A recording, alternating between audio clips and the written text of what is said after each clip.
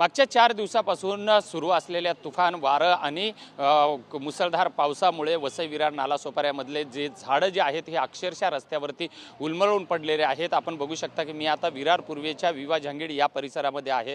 हे जर समोरची झाडं जर बघितले तर झाडं हे रस्त्यावर पडलेली आहेत, काही झाडं जे पडलेले कटिंग केलेले आहेत आणि ह्या ज्या फांद्या ज्या बघितल्या ह्या फांद्या पूर्णपणे कसे झाडं मोठमोठे जी झाडं आहेत हे बुडासकट या ठिकाणी पडलेली आहेत। आणि सगळ्यात महत्त्वाचं आणि धोकादायक जर स्थिती आपण बघितली तर हे समोर जे झाडं आहेत हे झाडं अक्षरशः रोडच्या दिशेला एका साईडला कलंडलेले झाडं आहेत आणि आजूबाजूला ह्या सगळ्या सोसायट्या आहेत। त्यामुळे ही झाडं कुठल्याही वेळेमध्ये खाली पडू शकतात आणि या ठिकाणी मोठी अपघात होण्याची शक्यता आहे।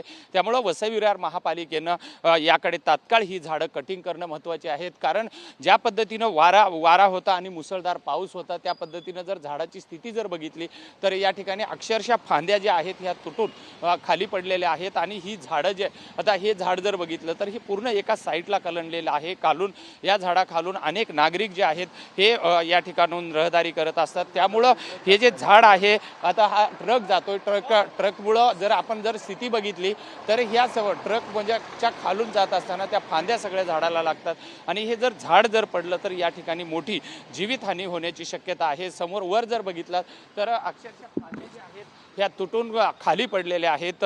त्यामुळे हे तातडीनं ही सगळी जी झाडं आहेत ही तोडणं गरजेचं आहे, कारण पुन्हा एकदा वारा वावदान आणि मुसळधार पाऊस झाला तर निश्चितच या ठिकाणी मोठ्या अपघात होण्याची शक्यता आहे। व्हिडिओ जर्नलिस्ट कृष्णासह विजय गायकवाड, TV9 मराठी, विरार।